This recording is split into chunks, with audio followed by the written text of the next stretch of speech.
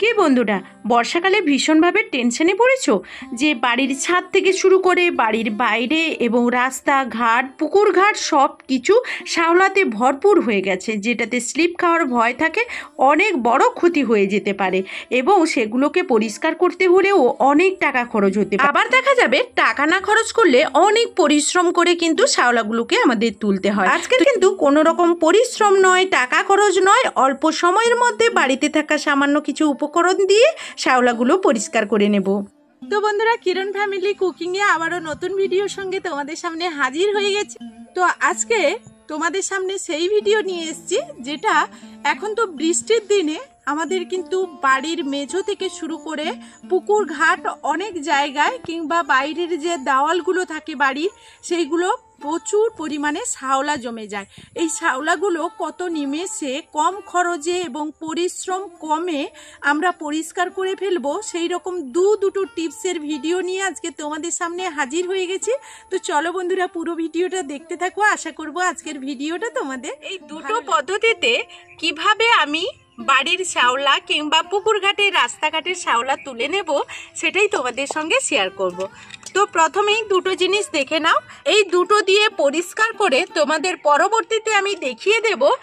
পুরো ভিডিও দেখতে থাকো আমি কিভাবে এই দুটো পদ্ধতি বাড়িতে তো থাকা সামান্য উপকরণ দিয়ে খুব কম খরচে এটাকে তৈরি করে আমি কিভাবে বাড়ির এই সমস্ত অনেক পরিশ্রম অনেক টাকা দিয়ে যেই কাজগুলো করতে হতো সেটা অল্প পরিশ্রমে অল্প টাকা দিয়েই করে নেব। তো চলো, প্রথমেই দেখো আমাদের পুকুর ঘাটে এখন কিন্তু শুকিয়ে গেছে, না হলে কিন্তু এইগুলোতে যখন জল পড়ে যায় তখন ভীষণ শ্যাওলা পড়ে যায়। তো এইগুলো কিভাবে আমি পরিষ্কার করে নেব সেটাই তোমাদের দেখাবো। তো প্রথমে আমি যেটা তৈরি করে নিয়েছি আমি সেটা দিয়ে তোমাদেরকে দেখাচ্ছি। তো কি কি জিনিস দিয়ে আমি তৈরি করেছি সেটা পুরো ভিডিওর সঙ্গে থাকবে, তাহলে তোমরা বুঝতে পারবে। এইভাবে যেখানে শ্যাওলা থাকবে তোমরা এইভাবে দিয়ে দেবে। যারা কিন্তু অনেক ধরনের কেমিক্যাল ব্যবহার করে তাদের কিন্তু এই শ্যাওলা তোলার জন্য অনেক টাকা খরচ হয়ে যায় এবং কোনো রকম জালি কোনো কিছু শক্ত জিনিস দিয়ে এইগুলো তুলতে চাইলে তাদেরও কিন্তু অনেক পরিশ্রম হয়। আজকে সেই সব পরিশ্রম দূরে রেখে অল্প টাকাতে আমি কত সহজে এগুলোকে পরিষ্কার করে নেব সেটাই তোমাদেরকে দেখাবো।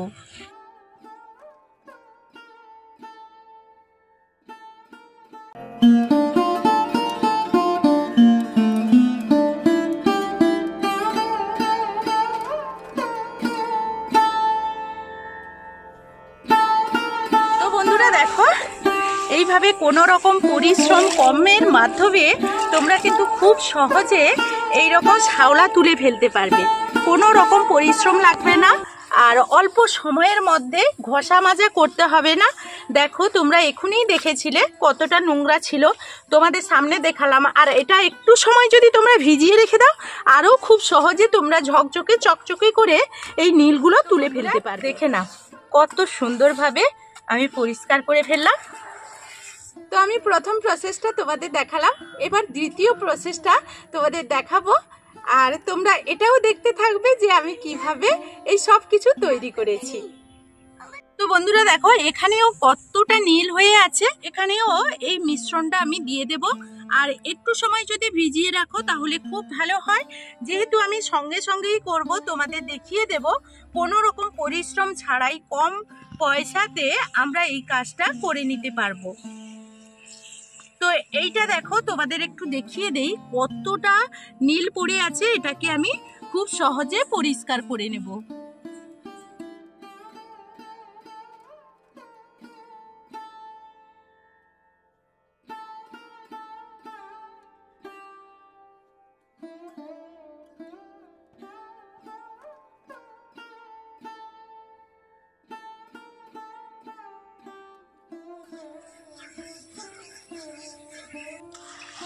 তো বন্ধুরা, এইভাবেই দেখো খুব সহজে কত সুন্দরভাবে অল্প সময়ের মধ্যে পরিষ্কার করে নিয়েছি।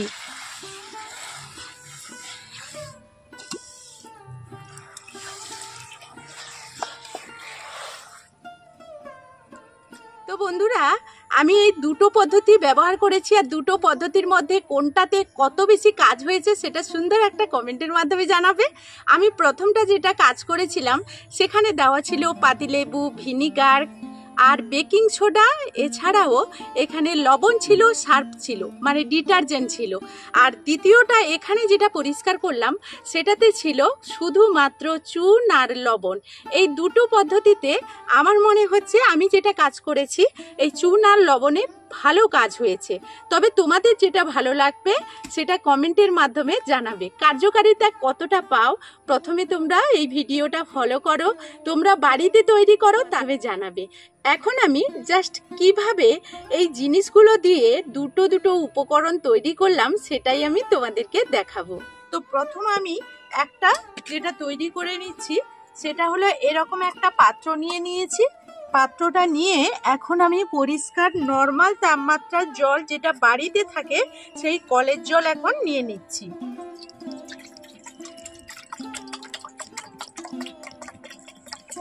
প্রথমে আমি নিয়ে নিচ্ছি, তো বাড়িতে যেই লবণ আমরা খেয়ে থাকি সেই লবণ এখানে 2 চামচ থেকে 3 চামচ, মোট যতটা দেবে একটু পরিমাণটা দেখে রাখবে, তাহলে সমস্ত উপকরণ মেশাতে খুব সুবিধা হবে। তো আমি এখানে প্রায় 2 চামচ মতো লবণ দিয়ে দিচ্ছি। এখন আমি এখানে দিয়ে দেব আরো একটা উপকরণ, সেটা হলো চুন। চুন আমরা বাজারে নিমেষেই পেয়ে যাব, যেই চুন আমরা পান খাই, কিংবা অনেক চুন আছে যেগুলো আমরা পুকুরে কিংবা মাঠে দিয়ে থাকি। লবণ নিয়েছি 2 চামচ, চুনও এখানে আমি 2 চামচ দিয়ে দেব। তো সম পরিমাণ, এই কারণেই তোমাদের বলেছিলাম একটা মাপ ধরেই জিনিসগুলো দেবে। তো প্রথমে 1 চামচ নিয়ে নিচ্ছি, তারপর আবারও 1 চামচ নিয়ে নিচ্ছি।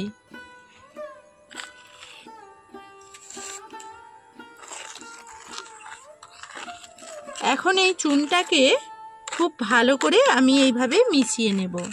তো বন্ধুরা, আমি এখানে চুনটা ফুটে গেছে, মানে চুনটা নিয়ে এসে আমি এরকম খোলা রেখে দিয়েছিলাম, এই জন্য চুনটা কি হয়েছে একেবারে ফুলে ফেটে গেছে চুনটা, তার জন্যই এখানে জলের মধ্যে ফুটলো না। আর তোমরা যদি সরাসরি সঙ্গে সঙ্গে নিয়ে এসে জলের মধ্যে ফেলে দাও তাহলে কিন্তু জলটা ফুটতে থাকবে। তো বন্ধুরা, শ্যাওলা তোলার প্রথম প্রসেসটা কিন্তু আমার মোটামুটি ভাবে তৈরি হয়ে গেছে। মোটামুটি বলতে পুরো কমপ্লিট হয়ে গেছে। এটাকে একটু সময়ের জন্য আমি সাইডে সরিয়ে রেখে দেব। তো এটা এখন সরিয়ে দিয়ে আমি 2 নম্বর প্রসেসটা তোমাদেরকে দেখাবো। কি, তো আমি এখানে সরাসরি একটা কড়াই নিয়ে নিয়েছি, কড়াইয়ের মধ্যে নিয়ে নিচ্ছি জল। এখানে বেশ কিছু উপকরণ নিয়ে নেব। প্রথমেই আমি এখানে ডিটারজেন্ট নিয়ে নিচ্ছি, তবে সবগুলো উপকরণের থেকে ডিটারজেন্টটা একটু বেশি করেই দিতে হবে।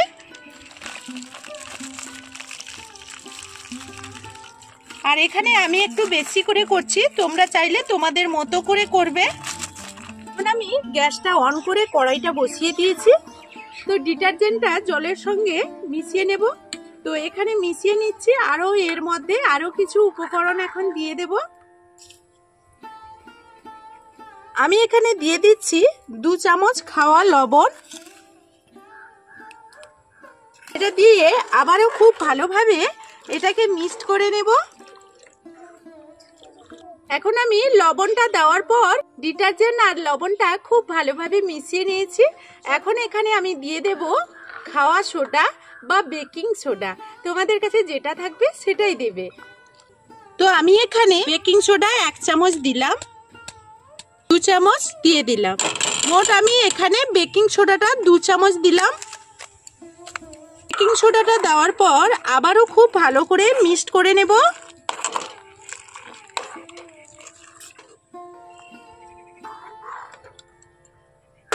এখন আমি ভালো করে মিক্সড করে নিয়েছি। এখন এর মধ্যে দিয়ে দেব আমরা যে ভিনিগার ব্যবহার করি খাবার তৈরির ক্ষেত্রে, সেই ভিনিগার এখানে দিয়ে দেব। তবে এখানে কিন্তু গ্যাসটাকে মিডিয়াম আঁচে রাখতে হবে। ভিনিগার আমি এখানে দিয়ে দিচ্ছি, দেখো 2 চামচ।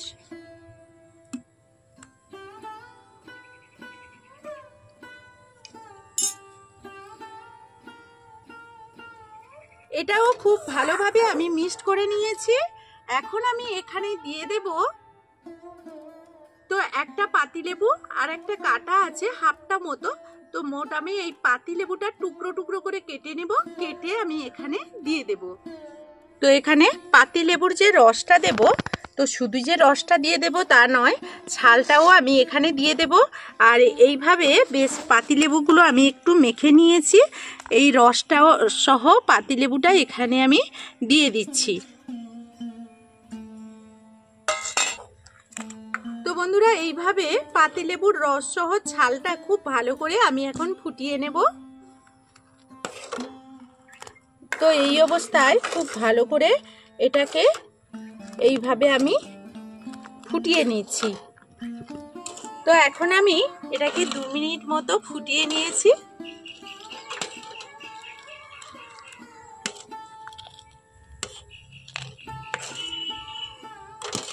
এখন গ্যাসটা বন্ধ করে দেব।